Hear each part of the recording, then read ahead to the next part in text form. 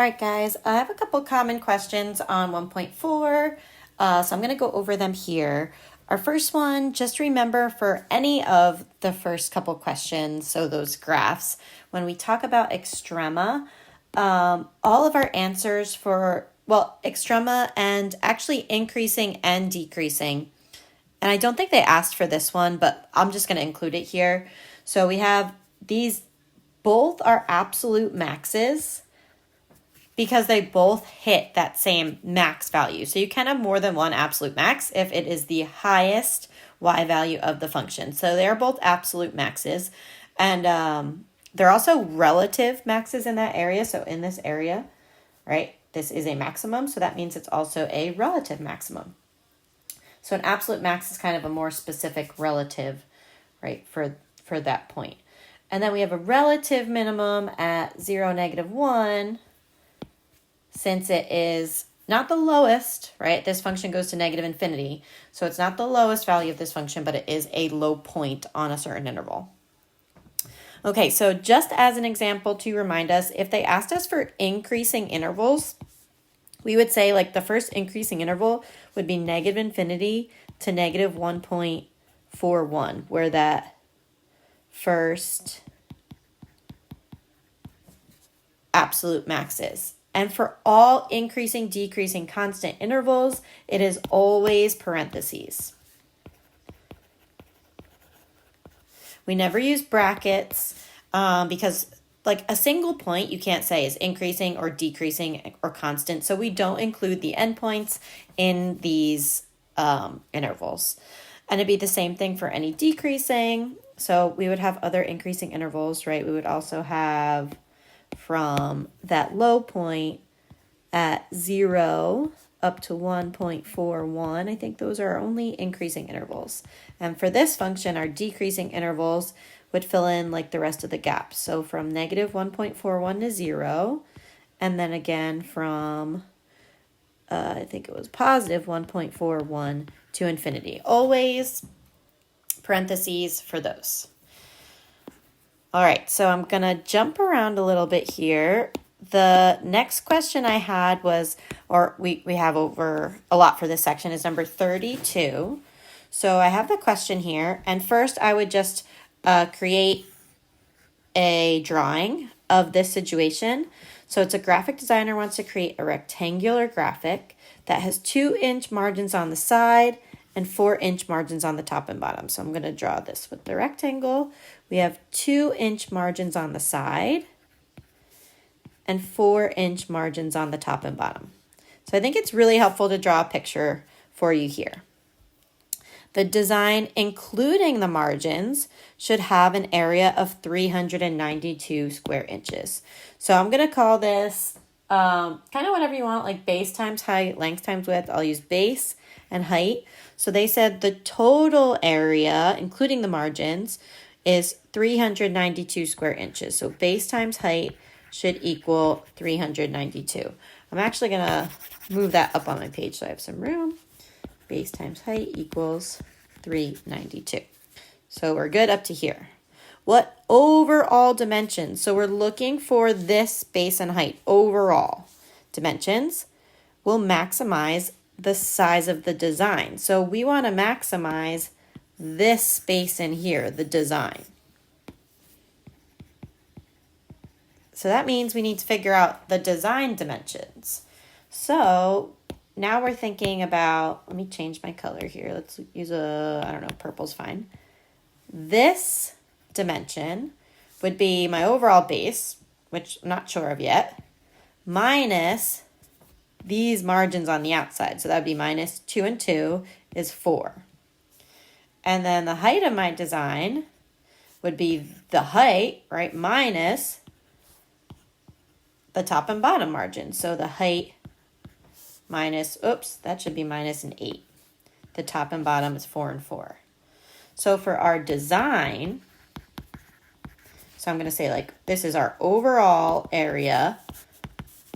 Our design area would be that base minus 4 times height minus 8.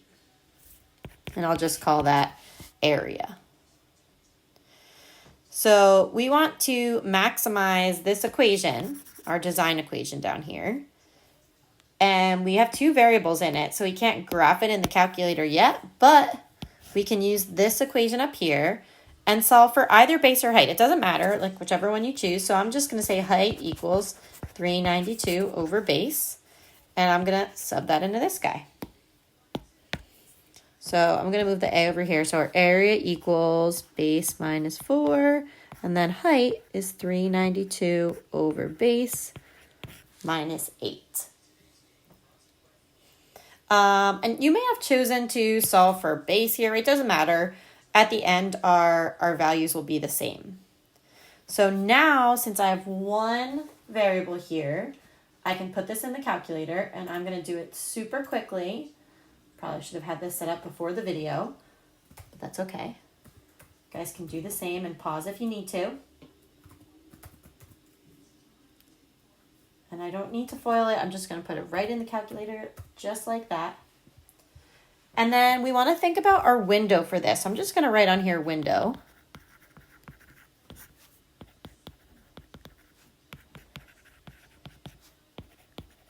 Because usually that's the hardest part about finding your graph. Because if you have a 10 by 10 window right now, you're probably not seeing anything.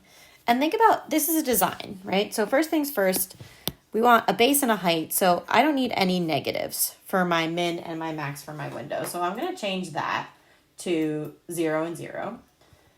And we're thinking about, right, our input is the base. So I'm thinking about dimensions here. I have no idea what kind of design this is. I'm just going to try, something pretty big.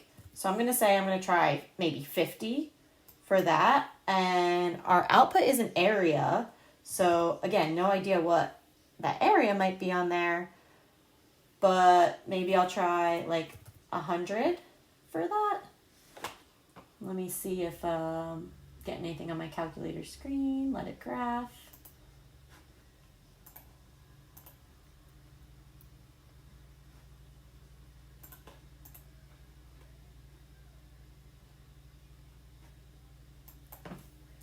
And 100 doesn't look quite big enough for me, and 50 actually looks too big for my X's.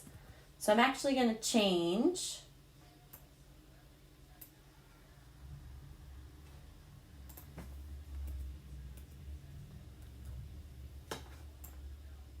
to, actually, now that I'm letting it graph one more time, I think 50 is actually okay.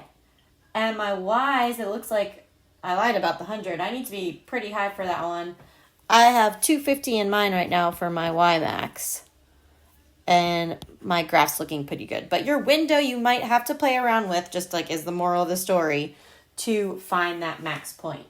And it looks like my max point is happening right around 14 when I do second, calculate the max. Your graph should look, try to squeeze a little graph in here. If you have a proper window, something like that. And we're finding that max point. So my max for this one, which would be the base max, is 14. And if you sub it back into your overall equation, that's what we're finding. The height should turn out to be 28, and we are in inches. All right, so you guys could let me know if you need any more help on that, but that's our basic setup for this one. All right, so going on to number 58 is one that we get a lot of questions on. I think this one is actually a little bit more straightforward than the last one we just did, luckily. So just getting all set here on my calculator. And I said 58, I think, but I meant 53. All right, so Callie needs to design an enclosed box with a square base. So even before I do anything, I'm going to change because they gave me length and width in my picture, but it's a square base. So I'm going to call these X and X. And it has a volume of 3024. So right there I'm going to stop because they told me volume and I could calculate the volume, or at least make an equation for it. Volume is base times width times height, or base times height for any of our solids. So my volume is going to be x times h, and they gave me 3,024. So I'll simplify that a little. That's what we're starting. What dimensions minimize the surface area? So I'm going to write an equation for the surface area.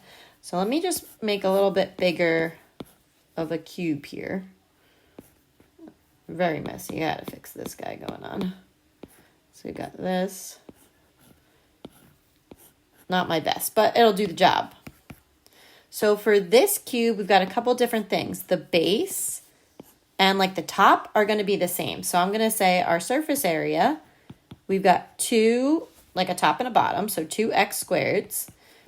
And then all of the sides,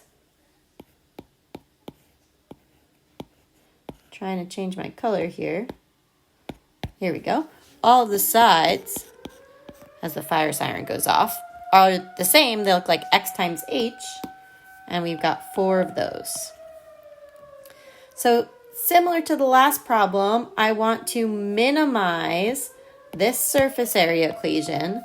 So I need one variable in there. And I can do that by solving this guy for one variable. Much easier to solve for h, but you can choose any one that you want. And now I'm going to throw that h into surface area. Again, I apologize for the siren.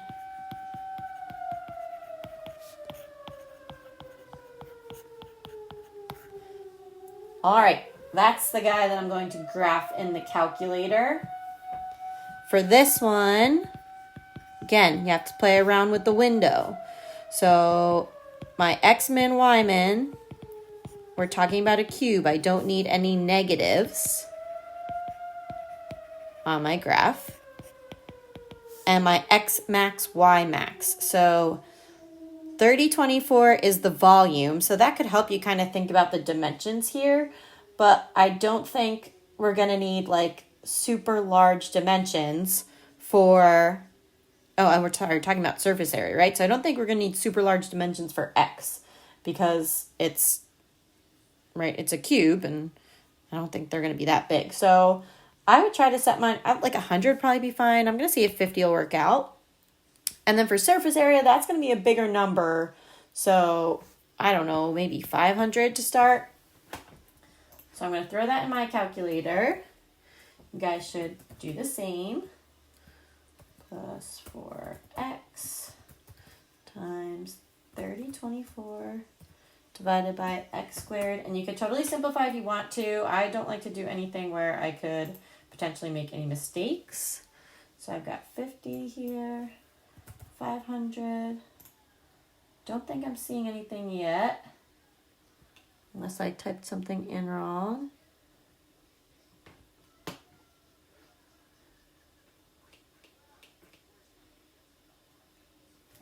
So I didn't type anything in wrong, but I think my y max, I started too small. So I just checked out my table and it looks like my values are up over 1,000.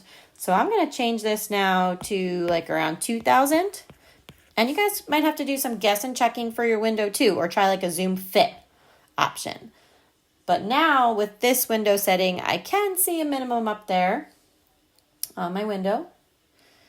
And when I hit second, calculate minimum, it's working out to be right at 14.461.